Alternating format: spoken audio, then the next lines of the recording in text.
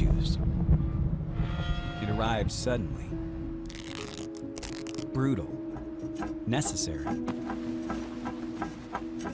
It happens when you lose the walls of home. There is urgency within emergency. Something that needs to exist immediately.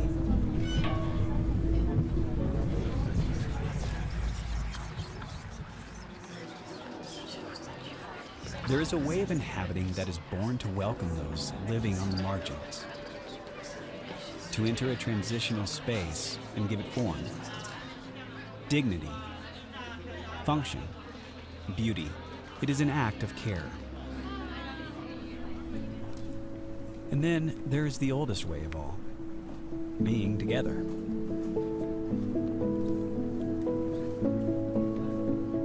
Transforming a place to make a city accessible, even if only for a week.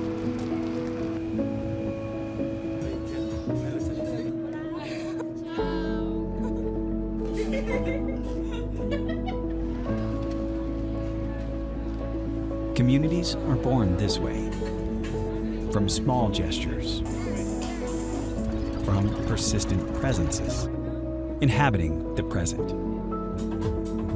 in all its forms.